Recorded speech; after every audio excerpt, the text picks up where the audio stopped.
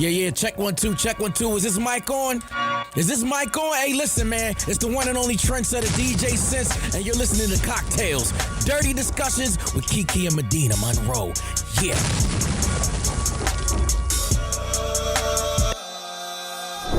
Today's cocktail is called The Affair. Ooh. The ingredients you need, you're gonna need 2 ounces of Villon, a half ounce of vanilla syrup, and 1 ounce of espresso or a cold brew, and some coffee beans for a garnish. So grab your martini glass, make sure it's clean.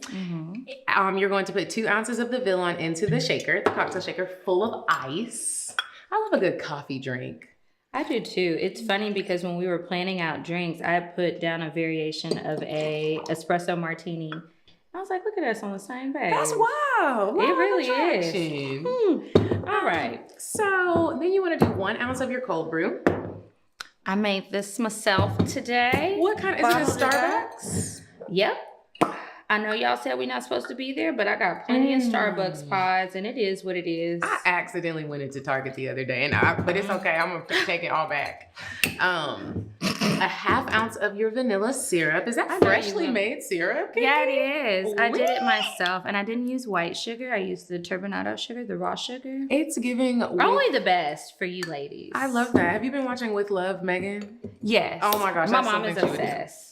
Now you're gonna shake all of these ingredients up. Shake that coffee, shake it, and shake it, and shake it, baby, shake it. It's not good. My hands are cold. I think you're good. Okay. Strain it into your martini glass. Okay. Now, if we had a little cocoa dust, we would rim the martini with a little cocoa dust, but that also might start looking nasty. So we just got a clean, naked glass. And it might be looking nasty like on our faces while we record. Right. And then you want to, that was the perfect amount. Grab some of those coffee beans and sprinkle it right into the affair. There we go. I did 6 because somebody told me 3 is good luck and we need double the luck. One of them fell down there. I don't know what that means. Anyway, Enjoy. Cheers.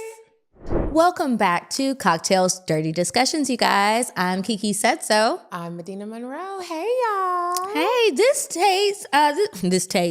drink is really tasty. The Affair, good recipe. And you got to be careful with those coffee recipes. At least I do. Why? Sometimes, like when I do a coffee cocktail, I'll do too much of something and not enough of the other. Oh, to get like a good balance. Yeah, to get a good. I actually like the flavor of coffee. Like I'm very satisfied with the Affair. That's the name of the cocktail. Not actually an affair, just the affair. Just the cocktail. Affair. Y'all, before Kiki and I move on to our guest, I want to remind everybody that August 24th through the 27th, I will be at the Enchantment Retreat in Sedona, Arizona with Issa Rae and Paradise and Vibe. If you'd like to join us on this amazing wellness retreat, go to paradiseandvibe.com and tell them I sent you. Okay, and we would like to introduce our guest. So we told you guys some time ago about going to a poly matchmaking event with Glamazon Tayomi. It was fun. It was. And while we were there, we were able to meet lots of different people. And the woman who coached and taught Tayomi how to do what it is that she's doing for these different potential poly matches is here with us today. Welcome, Tana. How are you? I'm amazing. Thank you, ladies, both for having me. Of course. And you're Tayomi's mentor, correct? I am. I am her mentor. I think that's super dope. Yes. Are you from Atlanta? No, I'm from Chicago, actually. Come on, Chi-Town. And so is Tayomi. She's from Chicago as well. I think I knew that. Yeah. She's from Chicago. So we spoke a little bit at the poly matchmaking event. You are not poly. No. Neither are we. We were all just there polying it up. But non-judgmental, and I support her. Non-judgmental at all. To the point where I was about to be in somebody's relationship. I was like, oh, okay, what y'all want to do this weekend? I got hit on all night long. Right. It was fun to be in the environment and kind of dip and dabble in it. I am a dip and dabbler, not in the lifestyle, but I can go and be around people and have conversations. I'm a poly supporter. There we go. Right. And I find it interesting because I'm always curious about why people do relationships the way that they do and exploring different mindsets, because sometimes it'll open me up to look at things in a different way that I've never even considered. And that's something I can appreciate about the poly people that I met there. A lot of people said that they weren't. They were like us, but it was still cool to be there and meet people and learn some different things. So but we were really interested in the things that you were sharing with us. So you're a matchmaker, you're an intimacy coordinator, and you do all of these cool things. And then you were telling us about your own relationship. Yes. So I see the beautiful ring on your hand. You are married, right? That's a rock. Okay. I am. 23 years. Oh my 23 goodness. years. So before we get to know a little bit about your business, we are going to play a quick game of I'm Curious to Know. I'm Curious to Know is a card game that Kiki and I curated to help you get to know who you fucking. If you want to order it, go to I'mCuriousToKnow.com and get your deck now. Okay. I'm curious to know, how do you feel about traditional gender roles in your relationship? So there are no traditional gender roles in my relationship. We have a non-traditional, untraditional marriage. So, and we can talk about that now. We can talk about that a little bit later. Give us a little snippet of what's untraditional about it, or non-traditional. So our non-traditional, traditional marriage, if you will. So we live independently. We live separately. I live here in Atlanta. He lives in North Carolina, and it absolutely works. And how I arrived here, I filmed a show on Bravo a couple of years ago. And the show contracted us to live here. I mean, Bravo doesn't really play that. So you need to actually live in the place that you film. And so it just worked for me, and I stayed. And I had opportunity after opportunity.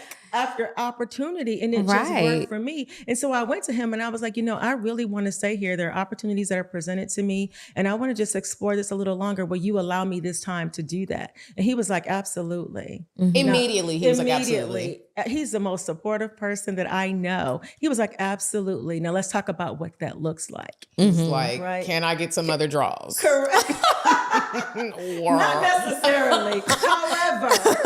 However, so it's really like, again, we have two separate homes, and I can do whatever, when I say whatever, it means that, I live independently. I have other friends. I have other family members that come and visit me. I live like a single woman. However, I am married. So when he's in town, I am so married. I'm committed to him. I am cooking. I'm cleaning, massaging, sexing, whatever it is.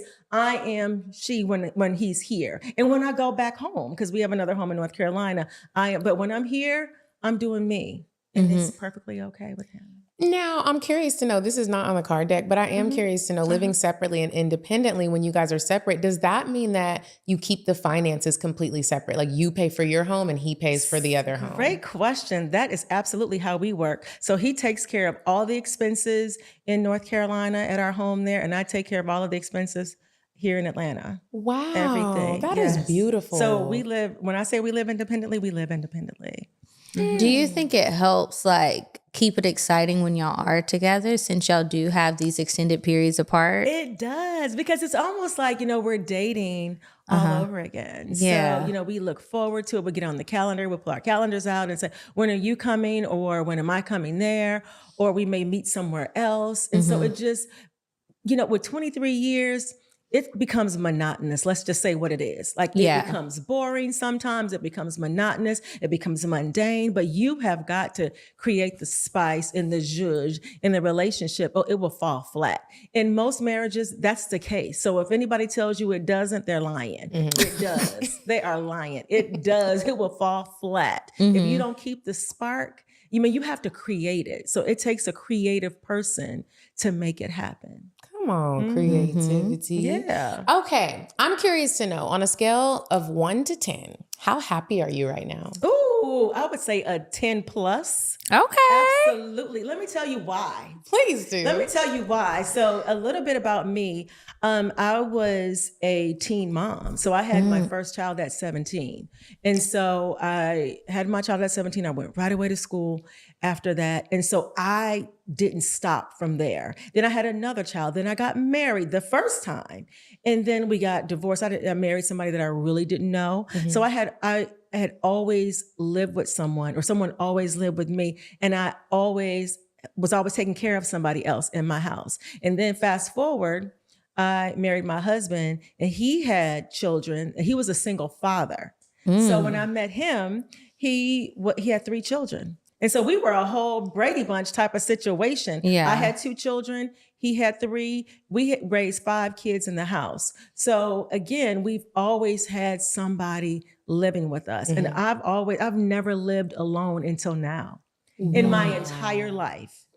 Never lived alone. I didn't live on campus. I lived off campus. So I didn't have those experiences that normal people had. So now that my kids are grown, I have grandchildren. Like I am living my best whole life. You here a in these different Atlanta type of streets. granny. What your grandkids call you? I know they don't call you Oma. granny. They call me Oma. Come on. Yeah, because my oldest grandson, he lives in Germany. So he was born in Germany. He's, that's his first language.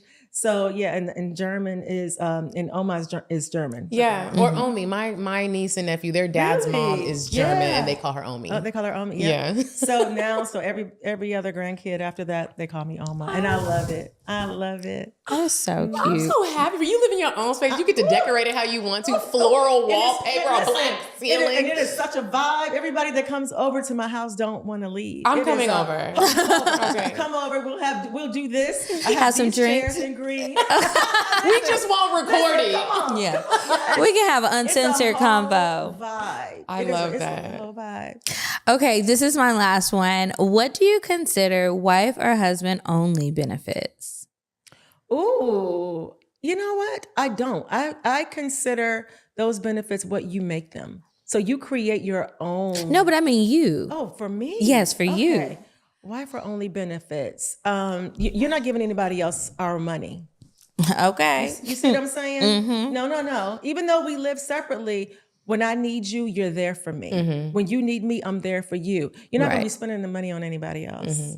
I know Because that's it's still right. household money. Exactly. Even though it's We over just there in have that 2 account. homes. Exactly. No, you're not doing that. Yeah, don't play with me. No, we're not doing that. Okay, this is my last one, Tana. I'm curious to know, what type of gifts do you like to give and receive? Ooh, so I like experiences. So if you think my love language isn't really gifts, I mean, I can buy myself gifts, but that doesn't really, I don't Tickle really you. shimmy with that. So when you create an experience like a trip, a vacation, bump me up to first class. Do that. Plan something that I've never experienced. I'm all about creating memories. I'm a memory queen. Like you're gonna get a memory with me, and I expect the same. So create a memory. And let Create me some ask you this. experiences. Does the memory or the experience always have to be something luxurious, or can it be something fun? No, not at all. So again, if you've never, if I know that someone has never gone horseback riding, I'm gonna create a whole vibe. So we're gonna do a picnic, we're gonna do a horseback ride, we're going to stop and I'm gonna have some cocktails, like all of that. So that's a memory, that's an experience. That's all of what, $100? It's funny that you say horseback riding because I was literally thinking that. I went horseback riding with somebody and it was on his bucket list. He had never done it before and he was just so excited. It was like watching a little kid go to like Six Flags or something. It's just like, oh, it's so cool, and riding the horse. And I'm like, oh, I've done it. You've never done it. So we went and did it and it was fun. And it's nice when you're thinking about dates, if you can give somebody an experience for the first time, it really is cool to do that. Because guess what? They're going to always remember you. They'll never remember who they went to see Star Wars with, won't. but they'll always remember who they went horseback riding with. And quick plug really quick, since we're talking about horseback riding, and I always love to plug Black businesses. If you are in Atlanta or in the Atlanta area, there is a Black-owned farm. It's called Soofa Ranch, Soofa Ranch. It is Black-owned. And every time I go horseback riding there, I volunteered there before. I've taken lessons there before. And it is I love the people. Husband and wife own it. They give lessons. They give an experience. If you want to have a date night or date day there, you can have a picnic, go riding, it's just such an experience. So if you guys are wanting to plan some sort of horseback riding date, go to superranch.com. Yeah, it's warming up. It's about time to get outside and be one with nature. Yeah. Next up. Okay, so I'm curious to know. If you'd like to order the game, go to I'mCuriousToKnow.com and order it now. Okay. Wait, it's time for Weird Sex. Come on, Weird Sex. You said a man is not a necessity, a man is a luxury. Like dessert. Yeah. A man is absolutely not a necessity. Did you mean that to sound mean and bitter? Oh, not at all. I adore dessert. I love men. I think men are the coolest. But you don't really need them to live. I don't know know about you guys, but life has been really, really busy lately. And one thing that I love to do when I finally steal a few minutes for myself is to recharge with a good book. Not only do I enjoy the books that we read in my book club, but I just enjoy reading. I love. Hey, so you guys, this week's Weird Sex, it really is a weird story. So there's a story that's been going around. I don't know if y'all have seen it. Hopefully not, so that you don't even see craziness like this on your timeline. But there's a story about a throuple, and there's a man who got a woman and her mother pregnant by the same guy, right? And one of them in the throuple, I think it's the guy, is a YouTuber, and they're posting these videos and they're sharing how they're all so excited. And the mama in the throuple is going to have whatever junior. And then the other one, it's like Nick Jr. and then Nicole, the daughter, is having a girl. All of it was a lie. Right? Oh. They're not really pregnant, okay. But not all of it is a lie. The pregnancy was a lie. It was a scheme that they set up to go viral, right? And it worked. But they say that they really are in a throuple. The mom, the daughter, and the man. Mm-hmm. And I just think that they all need to go to jail and then therapy in that order. Because what is going on? Like, that is wild to want to share a man with your mama. Like we said earlier, you know, you can have a poly relationship, but let's leave it outside of the family. Yeah. There's so many people out here. Y'all need to call Glamazon Tayomi and get your own polycule going. Man with your mama. I don't even share a fork with my mom. My mom was here a few weeks ago and she ate off my fork. I said, I don't know what I'm doing with my mouth. Exactly. And I don't know what you're doing. Don't That's what, okay. I'm not doing that. I'm not doing that. I feel you on that. And now y'all are sharing a whole man and his penis and letting it just do all sorts of things inside of you. Oh, well, I'm going to keep them on the prayer list because they need to be delivered from the pits of hell where they are at.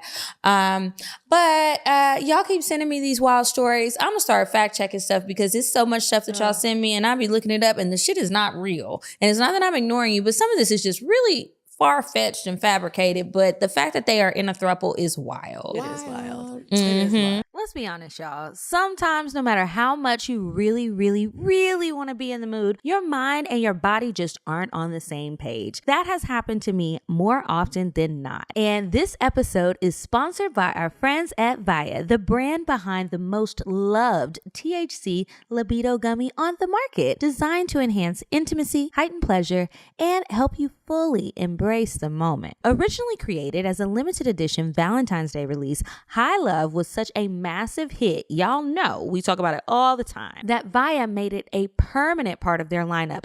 Thank God. For the last 2 years, it's been helping adults enhance intimacy, heighten pleasure, and feel more connected than ever. We can't tell you how many people have slid in our DMs and let us know that High Love has been helping them out. High Love is crafted with a powerful blend of cannabinoids and time-tested aphrodisiac herbs to bring you an experience like no other. With Damiana leaf for passion, maca root for energy, and horny goat weed, this formula is designed to increase blood flow, awaken your senses, and help you fully embrace the moment. Whether you're looking to ignite chemistry with a partner or indulge in unforgettable self-care, this is a gummy that delivers. Trusted by over 500,000 happy customers, Via is known for their award-winning THC and THC-free gummies. There's something for everybody. Soothing topicals and even calming drops, all made with organic, lab-tested hemp from trusted independent American farms. And the best part, Via legally ships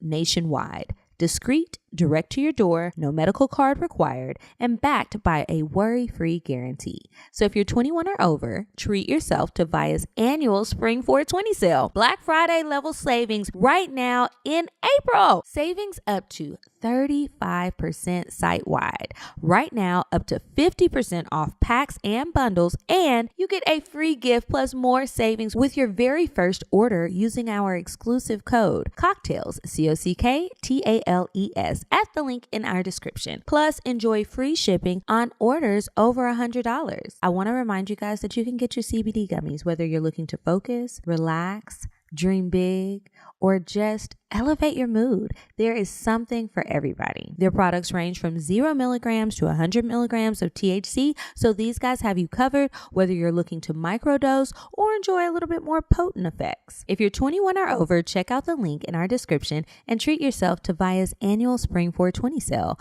Black Friday level savings up to 35% site-wide. Right now, up to 50% off packs and bundles, and get a free gift plus more savings with your first order using our exclusive code cocktails. Plus, enjoy free shipping on orders over $100. That's code cocktails, COCKTALES, at the link in our description.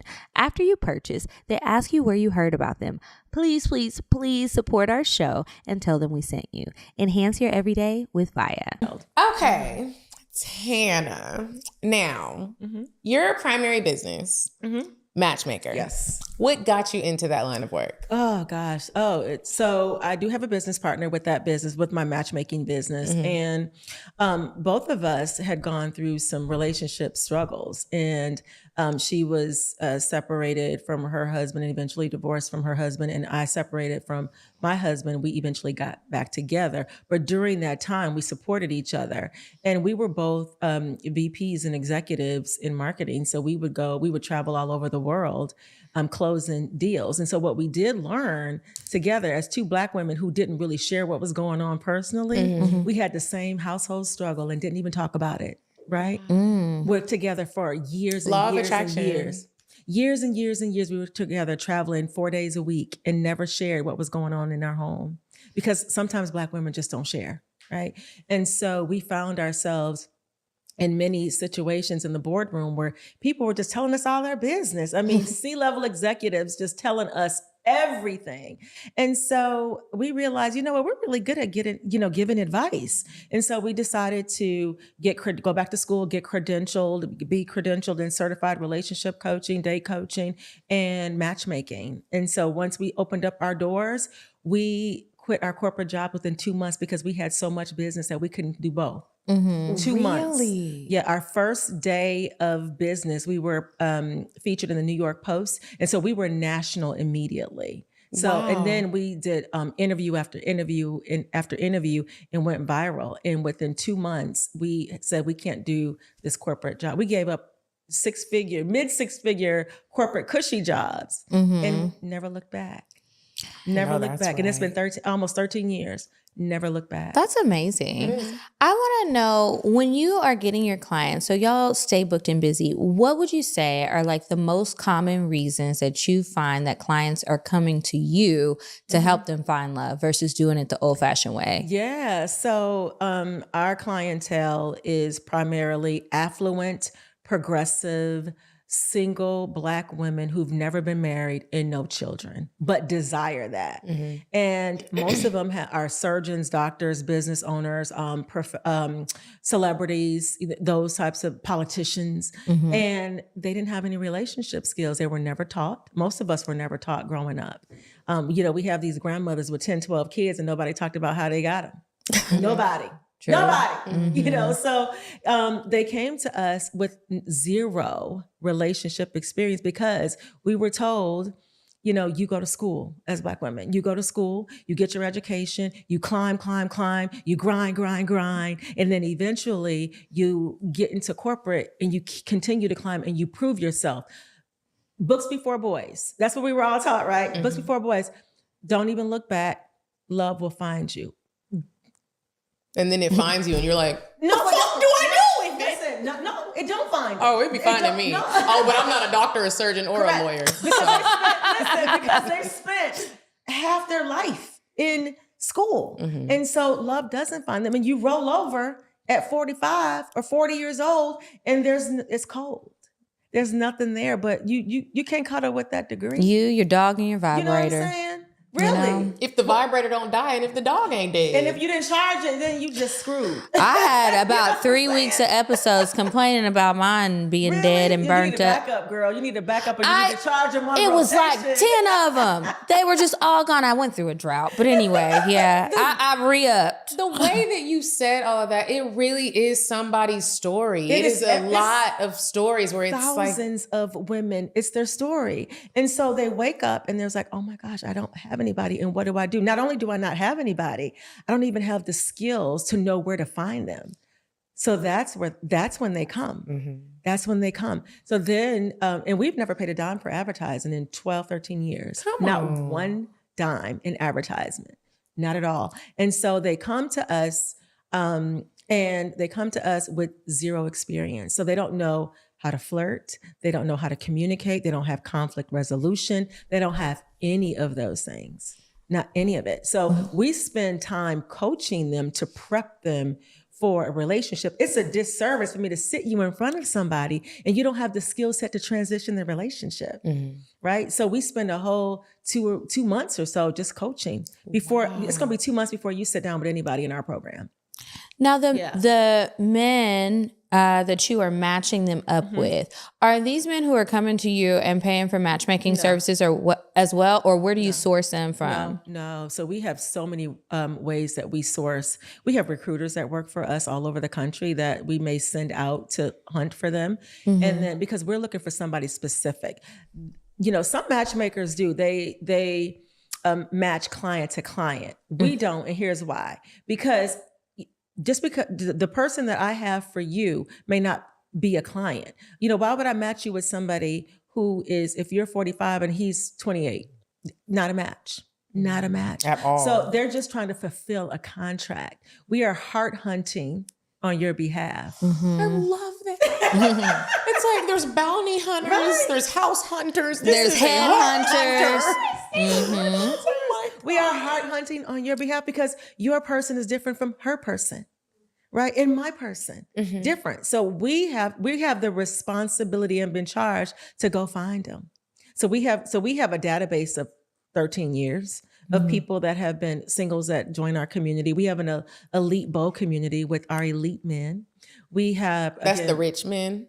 Well, or the fine men. Well, a little bit of both. A little bit of both, right? Okay. You know, some would say high value. I really don't like that. I hate that term.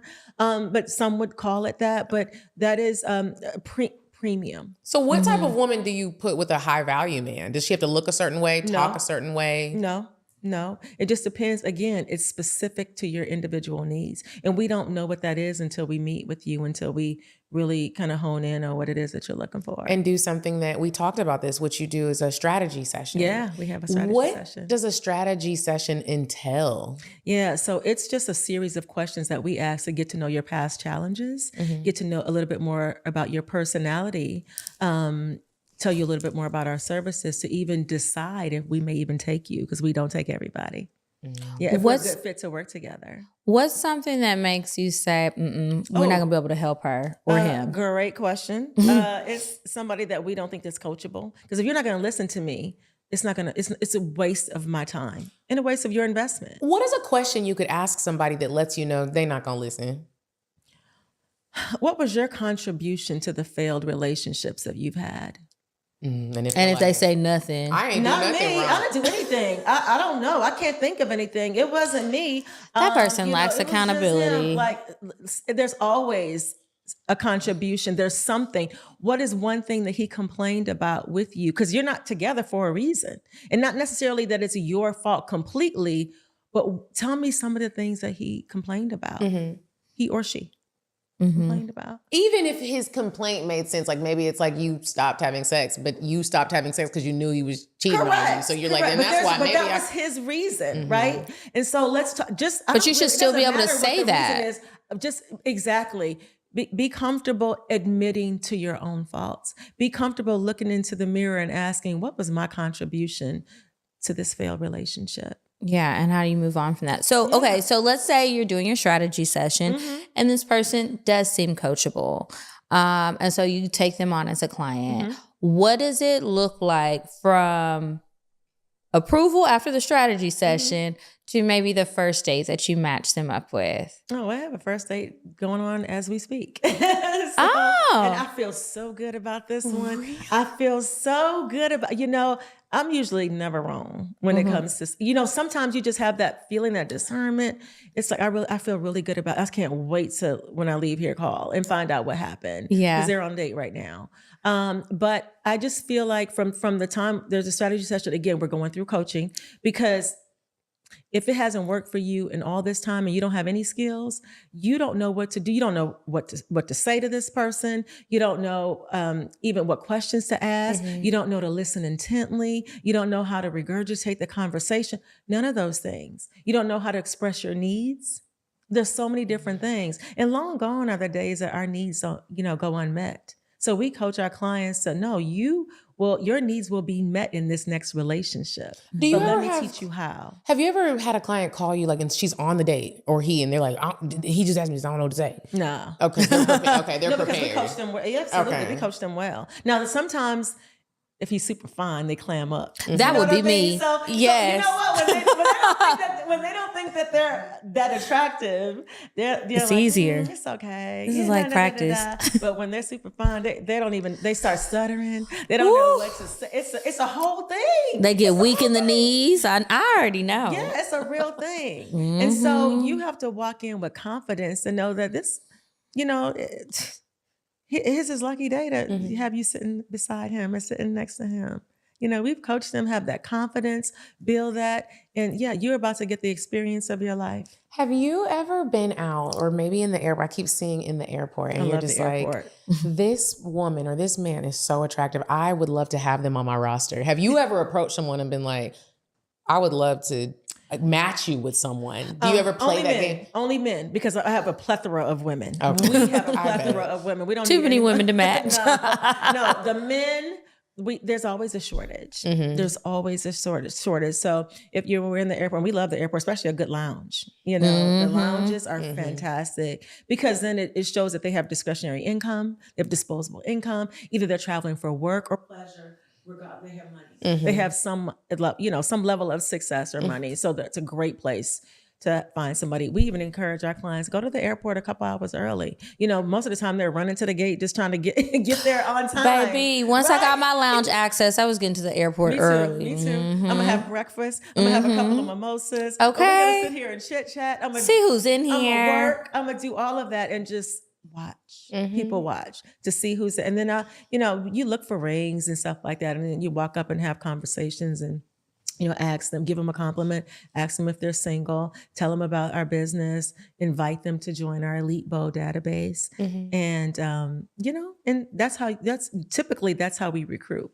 And that's how we've trained our recruiters to go across the country and do that. Do they ever think that you're just flirting with them? Yes. Before you tell them about the business, and they be like, well, damn. Well, so I think that, so they do. They're flattered, right? Because who doesn't welcome a compliment, right? Right. So they're flattered. And they think, I want them, but I don't, I'm working, baby. I'm married. I don't. And I don't always wear my ring, especially when I'm traveling. So, but I am not a shy person, and I will walk up to anybody. There's no strangers to me. What's your zodiac sign? Libra. Are you a She is September Libra or too. October I'm an Libra? October 3rd Libra. Okay. Y'all a little different, but I love a Libra. I mean, I'm Libra gang. Okay, so speaking of marriage and rings and all that good stuff, your second business is couples coaching. Yes. And one thing that stood out to me when you were talking to me was one of the main things she's out here helping the couples with, the married couples, Kiki, sexless marriages. It's my number one. It's the number one go-to. That's why most couples come and see me. Sexual incompatibility, sexless marriage, number one. The incompatibility, what's usually going on there? Communication. Somebody just scared to speak up?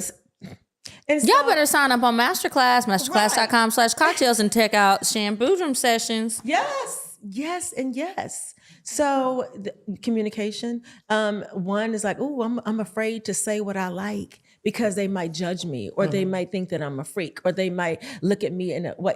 You're married to this whole person that you don't even know. Right. Really.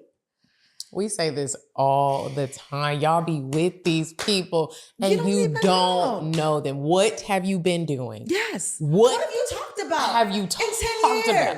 And then I'm wondering with sex, I know I be doing things ass backwards, right? But it is just so beyond me to think that I've been married to somebody for any amount of time and we ain't talked about all the nasty things that I might think I want to try. Like I would have done that probably by the third date, you know? But then also I think Kiki and myself even, we are unique. We talk about, even before we had cocktails, we was talking about sex, even before you was having sex. I was talking to you about sex stuff and you were open to it. Like we've always had like this I open find it eye and this interesting. open ear. And now we really talk about it. And now we're even more comfortable in talking about it. Even when I'm uncomfortable talking about it with a partner, like I still find a way to work it in, even if I'm playing a game. And I know I'm going to say, this is something that I'm interested in. And either you can get with it or you It's not cannot. that easy, Kiki. It is not that easy for people to have those conversations. I can tell. Clearly. And I specialize in the tough talks. Let me help you mediate these conversations because what they're afraid to say, I am not. I will say it in a way that he or she is going to receive it and receive it well. And I'll have that conversation with them in a way that, listen, we're going to create a safe space, non-judgmental. Let's just talk about it. And sometimes I'll form the question as if I were asking, right? Not her, not him. Let me just ask you a question. How do you feel about da da da da da? And I'll have both of them answer the question, and they're looking at each other like, love those aha moments because they had no idea that the other person felt the same way. But here's the thing. So a story, had a gentleman approach me about, I don't know, maybe 15 years or so ago. Very nice looking man. Strapping, everything, great. And he was like, I really want to get to know you. And I'm just sitting there listening and I'm smitten, right? I'm smitten by it because he's attractive, successful, like all the things. I was like, what would your wife think? Oh, no. I said, why don't you get permission from your wife and then come talk to me? And I was just testing him to see what he was going to say. Yeah. Oh, no, my wife would never. You don't know what your wife would think. You don't know what your wife would say because have you ever had that conversation? Absolutely not. I know her well.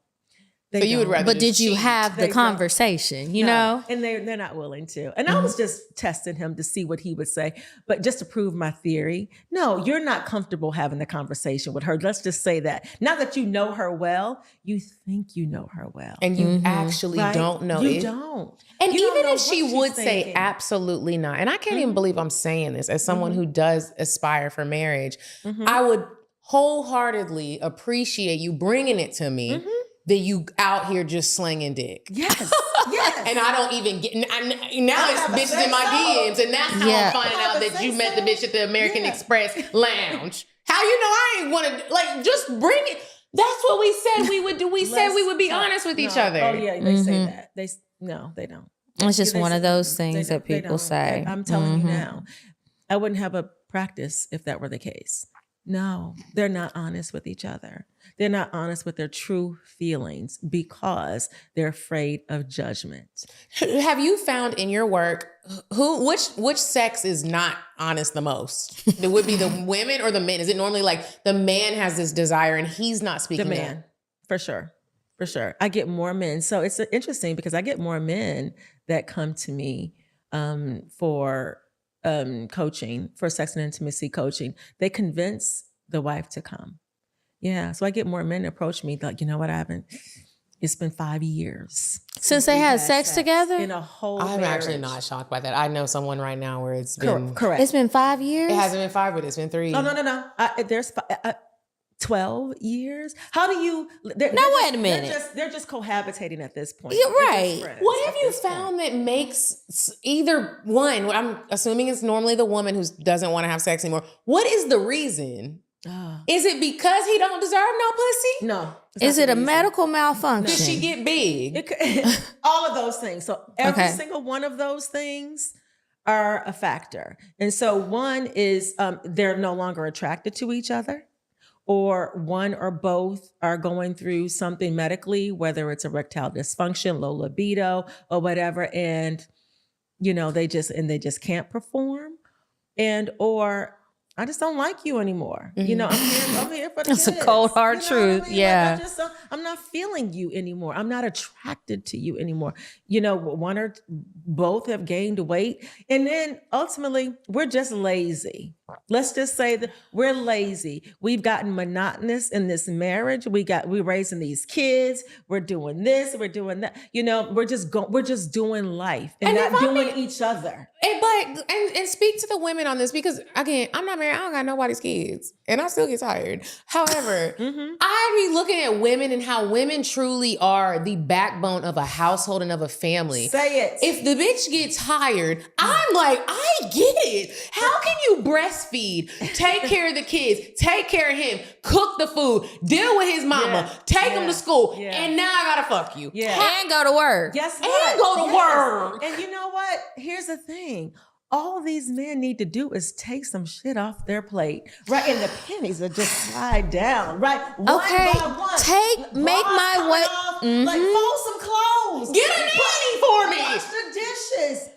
Have somebody come and clean the house so I don't have to worry about it when I get home, and I have more time for you. Is that what you end up telling them? Like, okay, this is just a... Oh, I create a whole schedule and spreadsheet. So this is what we're going to invest in now. So not only are you going to invest in me and my business, you're going to invest in a housekeeper. You're going to invest in a nanny, some help, get a babysitter. You're going to take some stuff off of her plate. If that's indeed the case, if that's her, her thing is like, you know what? I'm tired. So now you can't be tired, and you Correct. You can't because complain. she's going to sleep. She's going to sleep. Yeah. And so you can't come home excited, penis hard as I don't know what, and expect to get it. No, we're not doing that, right? Because she don't want it. She's asleep. She's going to take every opportunity that she can to get a few Z's in. So what you can do is start stimulating her mentally all day long. I miss you. I want to see you. I can't wait to get home. Send Uber Eats to the house so the dinner's already made, right? I love a food delivery. Yes. That is something I like real them bad. You know to what the makes me house. really happy? What? It's if you invest in my beauty treatments. If you're just like, go get your hair done. Not even that I need it done, go to or the spa. go get a little Botox. Yeah. That is where I'm Well, going. that's your love language. Not everybody. A beauty treatment. I'm fucking you all day. You ain't gotta ask. You gonna be tired. Yeah, it's like if you give a woman, if you take some things off of her plate. Yes. And also show her that you thought of it. Yes. It wasn't something that she had to beg and No. plead for. Like that will help, because outside of feeling tired and like needing help, you also want to feel appreciated. Yes. And it's like you're Value. doing all of this stuff. I'm Absolutely. going to sleep. I'm not sucking your dick No, because I right. got to think about what I'm cooking for Correct. breakfast, Correct. permission slips, field Correct. trips, work, spreadsheets, working You out. checking Probably homework. not. You're doing all of that. Trying to remember how to do fucking algebra. Yes. And it's 10 o'clock. And these kids was like, you got to sign my paper. You got to check my homework. Mommy, I mommy, forgot. mommy. Oh, I got cookies to bring tomorrow. We're having a bake sale. You signed up. Like, excuse me? Like, I'm going to sleep. That's a lot. It's a lot. And these men don't understand how much it entails to be that career working woman. There's no work-love balance. There isn't, right? Yeah. Love balance. Work-love balance. So again, take some shit off her plate. Take it. I mean, I'm telling you, if they just listen to me, if they just listen to me, take it off her plate and you'll see a difference, right? And not just one time, but make it consistent. Make it a part of your routine. Because one time you're gonna get tail one time. And If you get it, she gotta like get back into some energy. And don't do it and be mad doing it. Right. Oh. That's That's another thing. That don't work. You like, well, here goes money. Go get your hair braided. Nigga, take your money. I don't even want to do it anymore. You're getting on my nerves. Right. It's like hurry up. Like I'm gonna just lay here. Yeah. You don't want that. So that's not the sex that you want. That's not the love making and the passion that you want. And if you want her to feel appreciated and loved and valued, just try a few of these things and make it consistent. Even if let's start off with once a week, right? Start off with once a week, and then, maybe a couple times a week, just something. It doesn't have to be, housekeeper every other day. No, at least every couple of weeks, let's start with the housekeeper. How about this? How about you come in the house and you start making some socks? How about this? You clean the toilet bowl. There's a community sock basket that everybody said that is the.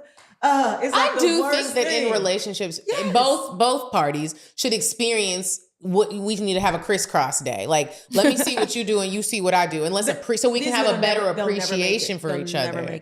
They'll never make it. They won't. No, they won't. They won't. It won't get done. All kind of stuff gonna be thrown away. They'll have a better appreciation for what women go through and what they do.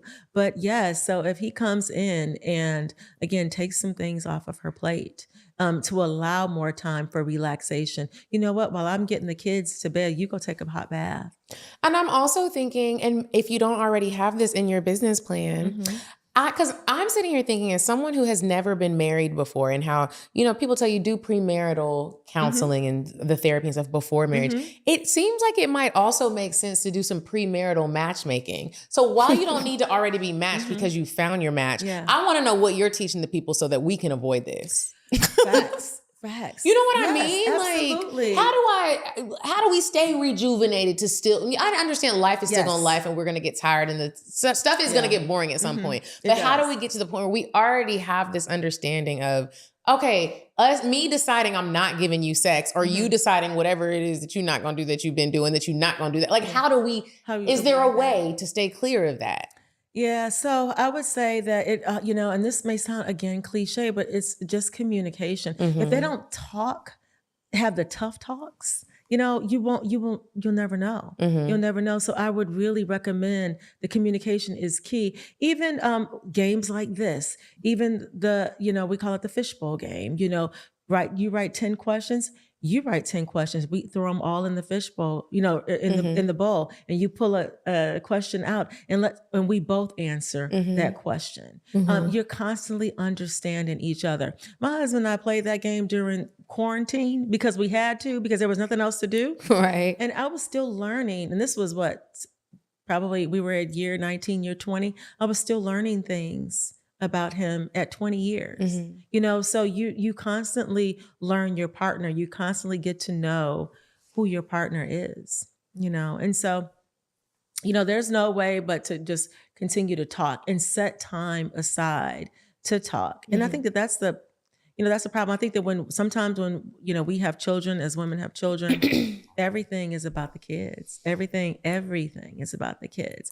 And then the kids grow up and leave, they go to college, and then you're staring at somebody that you don't even know. And you don't have anything to talk about. You don't have any commonalities. You have to recreate that and resurrect what brought you together in the first place. Now, you also help repair marriages after an affair. Yes. That sounds like tough work. It is, the affair recovery. So I have a whole affair recovery program for that very reason, because just for example, what we just discussed, there's monotony, somebody's bored, somebody's unattractive to whatever that is. And then there's infidelity, right? And so you decide that you want to exhaust all options before a divorce. So how do we do that? Let's talk about how bad you want the marriage. Let's talk about the pros and cons of staying married, keeping the family together, whatever it is. Some people, have affairs and they don't even have any kids. So they do. And so it's like, what was it about what was the contribution to it? So let's talk about that. And having them be able to sit and explain it with no judgment, that's the tough part, because usually it gets real heated, right? So sometimes I'm the one communicating and I just ask them to just listen. I'm the one that's communicating. You just be quiet and you just listen, and you can't talk until you raise your paddle. It's paddles? It's a paddle. I might smack somebody with it, but what is a reason or a way that people who are going through this affair recovery program, what's a reason or a way that helps them stay together and to be able to move past the affair and still love each other and not Yeah. kill each other. Yeah. So I think it's at the end of the day, was this affair worth it? Was it worth the risk? And so I asked, because it's not always the men that have affairs. Sometimes it's the women. And they're in the same room. I could They're in see the same that. room. They're in the same room. So was this affair worth the risk? And most of the time they say, no, it wasn't. So, and I've always said that when there's an affair, right? When somebody's cheating, when men get caught, it's because they're sloppy. When women get caught, it's because she no longer cares. She no longer cares. Yeah. So the women are typically like, I'm leaving. Yeah, because so. she's emotionally disconnected from you because of whatever you've done, right? She's emotionally disconnected. She's checked out. So typically, I see more recovery when it's the man who's had the affair than the woman. Because when she decides that she's done and she's found somebody and she's satisfied and he's making her feel these feelings that were resurrected that she hadn't felt in many years, it's usually done. What about when she has the affair and she admits it wasn't worth it and the man is having a hard time forgiving her? Do you have ever situations where they are able to move past that, or is it usually like done deal? No, they're able to move past it because at the end of the day, so men don't want to be embarrassed. So that's a whole thing. So they don't want to be embarrassed. They're like, who knows about this? So we can keep it hush hush and keep it quiet in our house and we can work on this privately. Then they have probably a better success rate of rebuilding and recovery. Right. But if everybody knows, he got his boys talking about him, he got his colleagues talking about him, he got, he's like, I'm over it. And he could want their marriage and want their relationship, but because other people know about it, his manhood won't let him recover. It's that ego. His Do you manhood ever? is ego. I feel like if I was helping people repair after an affair, I would. I am someone where I think about vows so much, and again, I am not married, but I don't be understanding why don't Have you ever had someone repeat their vows while they're sitting in front of you to each other? Because I honestly don't understand why people be like, for better or for worse. And then the worst comes and and the worst can look different in everybody's relationship. Yeah. It could be cheating. It could be the death of a child. It could be somebody gets fat. They're not cute anymore. It could just be a lot. And it's the worst comes and everybody be like, bye. Yeah. Nope. I'm not. Why do vows even exist? People quit easily. I mean, people are quitters. They do. They quit stuff easily. They're not really in it for the long haul. Not like they used to be. Not like back in the day when your grandparents, aunts and uncles from back in the day, they would just stay married just because, but that doesn't mean it was right or mean it was healthy. It just means that they were taught and led to believe that you just stay. No matter Not necessarily what. it was a healthy relationship, but they just stayed. Right? So now we don't have to stay. If it's not working, we don't have to stay. So I respect that you value vows. I respect that. I love that about you and keep that, right? But a lot of people don't do that anymore. So they forget about those vows, especially we're 20 years into it. You know what I mean? So sometimes it will come into play when something catastrophic happens and you have to be there to support your partner or your spouse when something happens, something life-changing happens, a death, an illness, those types of things. An illegitimate child. Correct. All the things, because that happens, right? And so you just have to make a decision. Am I in this for the long haul or am I out? Am I out? And I think that's the part that personally scares me about marriage because it makes me really rethink some things and be like, okay, I don't really want to do it if I'm not going to be in it for the long haul. And me trying to discover what is that spectrum for me? Could I do? I really do want to believe in for better or for worse. Absolutely. And you should. Yeah. And just understanding you won't know what the worst is for real. You don't. So now it makes through it. You and I spoke on the phone and we talked about you and your husband. You guys live separately. You guys have been through some things. Yes, we split have. up for a moment even. Yep, but you fought for your marriage. I did. And it made me want to ask you, what does fighting for a marriage look like and how do people do it? How did you do it? Oh, how did I do it? I love to share this story. So 2.5 years, we decided to separate. And so most people was like, was it infidelity? Well, there was infidelity on both parts, right? But that wasn't why we separated. So why we separated was because finances, I was bad with money. I mean, I built a whole house, a 4,200 square foot house, and he didn't even know it. He said that he said we couldn't move. We had all these kids. I was like, no, we need a bigger house. He was like, Tana, the kids are going to college soon. You know, we're gonna, this house is fine. Mm-hmm. I was like, no, because I make over $6 figures. Again, I emasculated him. All of it. You know, I said, no, I don't. I said to myself, I don't need your money. I don't need your credit. I'm gonna go and do this. So me and my oldest son, you know, we went to a builder. And Tana said, Tana, you sound like some shit I would do. Tana said, Because you got me fucked up. I worked too damn hard. go get the land. Go get This it. house is tiny. I was like, you said I can't what? So yeah, so I went and built a whole house. And you realize now that was a problem. Oh, it was a whole problem because we ended up having to short sell the house because I couldn't afford it because he wouldn't help me pay for it. He said, I'm going to show you. You know, so yeah, built the whole house, and it was, you know, I made sure the kids stayed in the school district. And Yeah, some considerations there. the kids stayed in the school district, and I made sure that everybody had their own room, and he had his space, and I had my space, and it was gorgeous. But I had to tell him 2 weeks before we closed because in North Carolina at the time I needed his signature. Oh, to yeah. close. I didn't need his signature to buy it, but I needed his signature to close on it. So and I told him, he was like, what? I mean, I'm over here picking out granite and picking out You are moving forward. Yes, the house was built. Yes. I was so wrong on every level. Every level. I realize that now, right? Yeah. Every level. So he was like, well, he didn't want to move in. He was like, this is too big of a house. It's too much money. The economy's not right. I was like, well, listen, I'm going, right? So you can come or you can stay here, but I'm moving into this house. It was my dream house. And he came with, but you know, so we were in there a few years, 4 or 5 years, and then the economy crashed. And I got laid off on my cushy corporate job. I couldn't afford it on my own. And I'm looking at him for some money and he wouldn't give it to me.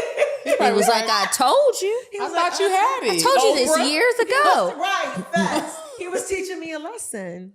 And I was so upset with him for that because I was like, you left me hanging. But in reality, you know, I shouldn't have done it in the first place. And so I learned a valuable lesson. So we ended up separating, short sold the house, moved to 2 different areas, right? And then, so during that, the question you asked me was, what did me fighting for my marriage look like? So during that 2 years, I moved out. I did some self-reflection where I got some spiritual guidance and some spiritual healing and stopped pointing the finger at him and looked in the mirror. What was my failed contribution? Same comment I talked to you guys about earlier. What was my failed, contribution to this, what was my contribution to the failed marriage? Yeah. What was it that I did? What was my part? Because what I realized, I can't change this man. He's a whole grown man, but I can change me. Okay. And so once I did this self-discovery, this self-healing therapy, spiritual guidance, like all of that, I went back to him. And we were dating other people at the time. I mean, I had somebody that I was in a relationship with. He had somebody he was in a relationship with. And I went back to him thinking that, he would just come back. Welcome because you I back. was, I'm like, oh, I'm tired of playing. I'm tired of playing. I figured my shit out. Yeah. I'm sorry. Hello, I'm back, baby. Yes, right. So I said, I'm ready to try this again. And he was like, I'm good. I was devastated. I would be like, excuse me? He's like, I'm good. I was like, you good? What you mean? I'm ready now. It's me. No, I'm good. I could not believe it. I couldn't believe that he didn't want me back. And he didn't. And so I had to swallow that. Hey, right? but y'all were still legally married. We were still legally married. We were dating other people. We were separated, living separately for 2.5 years. Living in separate states. for 2.5 years. And then, but I fought for it and I was like, well, let's just play it by ear. I didn't give up. So I was like, let me just go back and let's try to date again. So I would plan things. I would, come home for whatever. And he was dating somebody that was younger. She was cute. Were you mad? I was disappointed and hurt. So I wasn't angry at all because we were still friends during this time. And we've never, believe it or not, we've never like argued. We've never like raised our voice at each other. We've never cursed each other out. We never, even though we decided that we weren't rowing the same way during that time, it was amicable, right? But we didn't have that he's not that type of dude. I do wonder if it has something to do with like you both also could financially take care of yourselves. Like, so that took like a level of stress off. It's not like you were like, I feel like people get to screaming and acting crazy when it's like you need the person to like help. You went and lived your life and you didn't need him to help you live your life. And he did the same thing. So yes and no. So we struggled a little bit separately. We did because the economy was horrible at the time. And we did struggle during that time. And I feel like we'd be better together. Right. And so that was one of the reasons why, I went back and said, we can do this together. I mean, we're really good together. I've done some self-reflection. Let's try it again. I did my part. I'm so sorry, baby. Remember the vows? I'm so sorry. I'm so sorry. He didn't want to get back initially. So eventually, I left it alone once I realized that he wasn't coming back, I left it alone. And he called me one day and he's like, let's try it again. And I know you was happy. Floored. Well, he called me. I was asleep on the couch and he called me and I had already, I filed for a divorce, but I didn't like file. I got the paperwork. And so he called me up and I was laying asleep on the couch and he was like, hey, how you doing? I was like, I'm good. He said, I'm ready to do this. And I was like, okay, well, I'll go ahead and get the paperwork started and, take it to the courthouse sometime this week. He was like, no, I'm ready to try us again. And I sat up and I was like, what? Wait a minute. Yeah. I was like, what? He was like, yeah, I'm ready to try it again. I'm ready to try to put our family back together. So really what I'm hearing you say is fighting for a marriage takes time and patience. Yeah, it's not actually punching and fighting. It's I would hope not. Oh no! And begging somebody to take you back. It really is like you really just like waited it out. I waited it out, and you know what? But at that time, I mean, probably if he would have waited another couple of months, I'd have been like, all right, I don't want to try again. I'm about to really be in these streets. You know what I mean? If I would have waited, because I was okay. I mean, I was in a good mental space where I would have been ready to receive somebody else. I was in a good space. And I had somebody in my life. And I had told this person that I had in my life, I said, I'm going back to my husband. And he said, I always knew you would. This sounds like a Tyler Perry movie. I know, right? And he was so, and we're still friends to this day. He supported me and me going back. He was hurt because, he loved me too. But he said, I knew you would, and I support you and we'll always be friends. And what I respect about you is that you came to me and you told me about it. Yeah. Because people will lie. Yeah. Do. Yeah. I think that like what you represent to me from what I know and for marriage is like, be patient, let people be who they are. Yes. I noticed that like a lot of people get into relationships and immediately, right after you get through that blissful phase, you're trying to change people. That's a red flag to me. I don't like it. But sometimes you subtly do it. I've been on both ends of it, where I'm trying to somebody's trying to change me, and then where I notice I'm trying to like change somebody else. It's not necessarily an intentional, like, this is what I plan to do. You just start being like, well, why ain't you ever on time? The nigga ain't never on time, and he probably not never gonna be on time. No, because he wasn't on time when you met him. He wasn't on time when you met him. Like, where does this thing come from where it's like... Where did you get these expectations that he's now going you're to change? about to mold him into something else. And you won't. So once you understand, ladies, once you understand that you can't mold or shape him, whoever he is in front of you is who he is when you marry him. So if you're okay with that person, and that was my question to me, yes, I thought that my husband would change some things because I didn't like everything about him at the time, right? I didn't. There were some things that I wanted him to change. And same for him. He probably didn't like everything about you. Absolutely. And so, but I had to make the decision, am I okay with who this person standing in front of me is right now? And if my answer is yes, I can deal with it, right? If my answer is no, it's time to go. Let's part ways and be friends. Let's do that. So before we move on to Indecisive Diane, if there's anybody right now who's listening to this, and man or woman, and they're fighting for their marriage, and they got the papers on the way, they picking up the pen, they about to sign them papers. But in the depths of their heart, they really do not want to. I read a book, I can't remember what book it was. They were talking about how most people who get divorced, they really wish the other person would have fought for it. But everybody has so much pride that nobody came back to be like, please take me back. And the other person was like, I wanted you to come back, but I didn't want to say come take me back. Lack of communication. The communication. So if there's someone right now listening to the show and they're fighting for a marriage that they're about to give up on, what would you tell them? Call me. Book an appointment with me. I know that's right. TanaGilmore.com. That's what I would tell them. I feel Let me mediate for you. I know. That's what I say. I'm not giving y'all no free work. You know what I mean? Hit me up. And you know what I'm going to tell you? If y'all got to sell a house or buy a new one, then you call me after you call Tana so that I can help you get into a house or sell what you're getting kicked out of. Okay?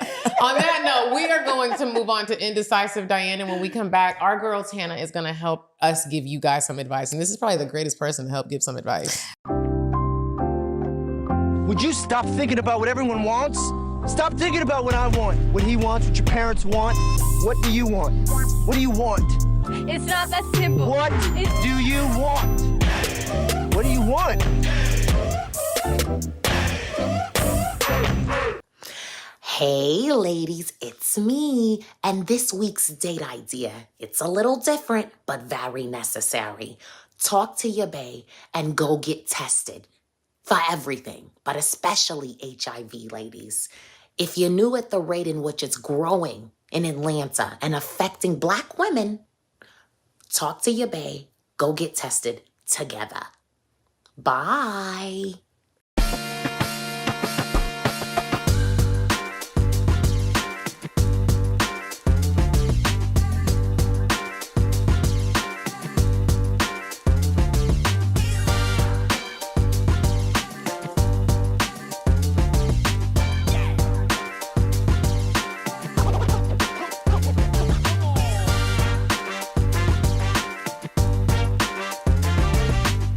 Really and truly. All right. Okay, so we are back from Indecisive Diane, and it is time for the advice. If you have a question that you would like for us to answer on the show, please email us at advice@cocktailspod.com. I'm going to let you read it because I'm going to tinkle. Okay. I shouldn't have drank that Celsius. I had an energy drink and then this coffee. This coffee. That little coffee drink was It's so absolutely good. It is so delicious. good. We should have made round 3. Okay, so Tana. So this one is titled Seeking Advice. Hi, ladies. First off, thank you for reading my advice email on episode 436. Okay, details. I really appreciated your insight. I was actually planning to break up with my boyfriend and just be friends with him, but things took an unexpected turn. I just got terrible news from my gynecologist. At my well woman visit last week, I had an abnormal pap result. Turns out he gave me HPV, and it's a high-risk strain. I'm devastated. Right now, I feel like I need his support in case this progresses into something more serious. God willing, it won't. And she put fingers crossed. I also feel stuck. I don't want to date anyone new and risk passing it on. I don't think he's a dirty person or that he was reckless. HPV isn't included in standard STD tests, so he had no idea he even had it. He didn't even know what it was. I'm not sure what to do now, but I'd love to hear if any listeners or your guests have been through this and can share any advice. I'm freaking out, but trying to stay optimistic. Oh, and for context, I'm 36 and he's 46. Thanks again, ladies. You're awesome. He 46 and he didn't know what HPV was? Yeah, a lot of people don't know what HPV. No, they don't. No. Really? No, because they just really started talking about it probably within the last 10 years. So no, they don't. And so they don't. And so I don't, my advice would be if she was going to break up with him, let's go back to the reason why you were going to break up with him in the first place. Don't feel obligated to be with him because now you've contracted, this diagnosis, right? It's not a death threat. It's treatable, and you would get with your gynecologist, your family practitioner, whoever it is, to give you the medications and whatever, and a treatment plan. You don't have to be with him because of this, because he's not guaranteed to be with you. She's saying that. Here's the thing: she's saying that he gave it to her, but I know people that was like, you know what, she gave it to me, and so it may be his argument that you gave it to him. Don't know. So I've not had that experience with HPV, but I have had that experience with genital herpes. So we even have clients that come to us that have it, and they're like, you know what, are you able to kind of have the conversation that I already have this? And I'm like, I'm not. I can't craft a conversation for you to have with that person that you have it. And then that's what happens. Like when you're matching them, they want you to tell the person. They do. They feel like it's a softer blow if somebody else shares that information. And so I won't do it. It's personal information. It's against HIPAA violation. So it's not like you have a whole pool of herpes clients and just match them together. I just don't. Okay. I don't. Okay. I don't. I just but understand. What I will do you is gotta have the conversation. Yeah. Y'all That is good for you to help them have that conversation because I know people who have it and they don't have the conversation. I do too. Same. Yeah. And it's very frustrating. Absolutely. So, but here's the thing. It's their privilege not to have, it's their privilege now. Is it responsible? No. Not right, but it's their privilege not to have it. Now, I do know people that are on suppressive medication. So, the chances of them, not spreading it or whatever is really small, but they have to be responsible enough to take the medication and do all the things. Now, should they disclose it? Absolutely. Yeah. You need to disclose it and give the people that option. Just like we talked about in the beginning, you don't know what your husband or wife is into sexually when it comes to the fun stuff you want to try. You don't know who else has it until you talk about it. And you also don't know who understands how, like herpes, for example, works, and they understand the medication, and they may not just be like, oh no, I don't want you. I'm going to treat you like you have leprosy. Like everybody doesn't do that. So, but you do need to give people the option. And I don't like when people are like, well, everybody has it. Yeah, but that doesn't mean that the people who don't have it want it. Yes. I always say that if you just are struggling with having the communication around whatever you got, and you guys haven't had sex yet, or even if you have, I guess, go and get tested together. Yes, please. Even if you can't say it out of your mouth, because I can only imagine how embarrassing it can be to be like, I don't know how you're going to take this. Go get tested together and just blindly show each other the results. He might have it. She might have it too. You could also buy I'm curious to know, because there's a question in there for that. There sure is. There sure is. Yes. Yeah. And I would say, have the tough talk. So, and not everybody, it's not a death sentence. And the statistics show 1 out of 4 people have it. Right. So it is what it is. But again, paint a picture of what this looks like, life with this, and life with having this, diagnosis with me. So again, paint the picture of what this looks like. The beginning of this episode, we talked about experiences. Yeah. Give them the herpes experience. It don't have to be bad. Don't give them the herpes experience. I hope it works out for you, sis. I hope you're able to have a conversation with your man. And I hope and pray for you, for your benefit, that you're not staying in a relationship just because you got a little HPV. You're going to be all right. Yeah, don't stay for that. Don't stay because of that. Don't stay. Yeah, don't do that. That's not. And then you let somebody have power over you. Don't let nobody have that much power over you. Because he's going to hold it over you. You know Absolutely. what I mean? And he's not guaranteed to stay. At all. So you have to learn how to live with this and do life with this, potentially with someone else. You're 36, you have a whole life to live. Right. You're young. Yeah. So anyways. Good luck, girl. If anybody else needs advice, you can email us advice@cocktailspod.com. And now we'll move on to the cocktails.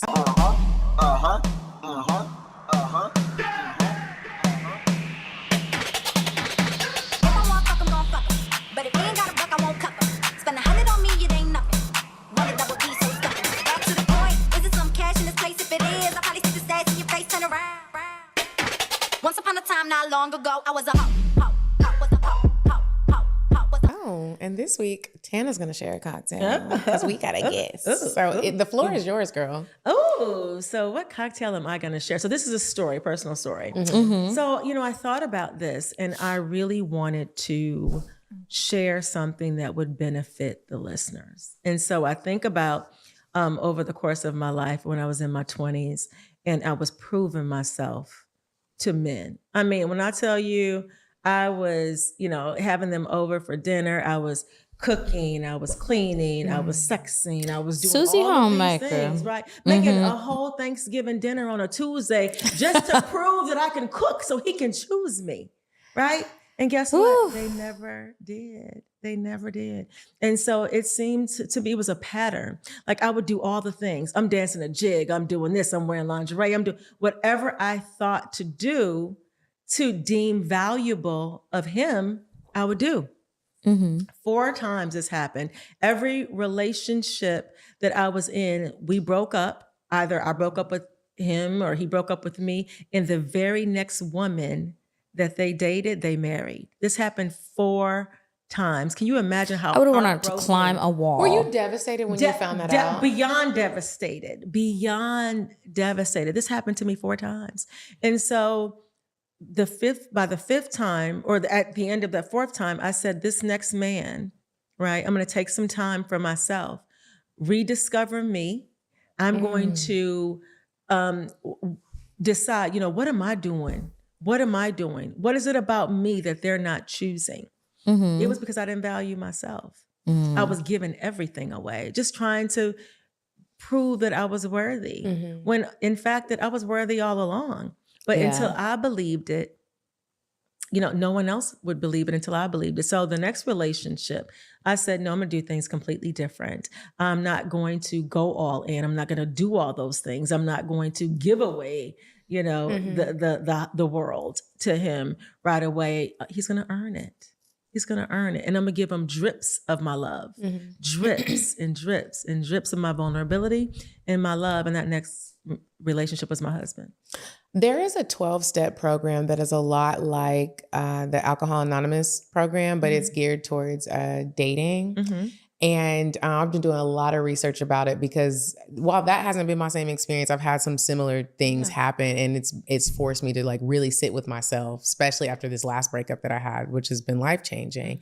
And in this program, it basically teaches women and men, but really women, to have this sort of dating plan where you do not do anything intimate. And by anything intimate, cooking, absolutely out of the, you're not fucking cooking for nobody. You're not even coming over to somebody's house and you don't go to theirs and they tell you to stick to this for like 30 plus days so that you actually can make sure that you are getting to know someone in a real way, depending on what you want and how you handle relationships and you taking out the intimate parts and details of that before somebody has actually, I guess, deemed themselves worthy, or you just think that you're ready for that. It takes away all of like the fakeness of you getting tricked into some shit. And I was like, the amounts of times I've cooked for somebody, or you come over to my house, or I come over to your house, and it's a serious situation. Like I said, this relationship that I just got out of, it changed my whole life. It's not like flings are different if you really didn't care. But when you have some life-changing shit that really make you sit down and look at yourself, sis, you better handle it differently, or you're just gonna keep finding yourself in it. And you're gonna keep attracting the same. And a lot of it is taking those intimate. Can I still connect with you if you don't come to my house? We have to get creative with how we're getting to know each other so that we're getting to know each other. Yeah. It's a cool thing. I love it. I love that plan. I love it. I absolutely love it. I love you. Yeah, thank you. Thank you so much for coming. I really enjoyed this conversation. So did I. We gotta have you come back. I would love to come back. I love you, ladies. I love what you're doing. I'm so proud of you. Thank you. Let all of our listeners know how they can book you, how they can find you, how they can keep up with you. Yeah. So my website is TanaGilmore.com. My Instagram is Tana C Gilmore. My YouTube channel is Tana C Gilmore. All things Tana C Gilmore. Tana C. Gilmore, thank you so much for joining us. Thank you for having me. I'm going to link it in the description box below. Also, make sure you check the description box for everything we've promoted in the episode and also the upcoming trips. Medina's going to Arizona. I'm going to Jamaica, and we want you guys to come with us. Make sure you're also following us on Instagram. Together, we're at Cocktails Podcast. I'm at Kiki Said So. And I'm at Coffee Bean Dean. And until next week, you guys, goodbye. Goodbye. Bye. Bye. Bye. Bye. Bye. Bye. Population. Goodbye. Bye. Bye. Bye. Bye. Bye. Bye.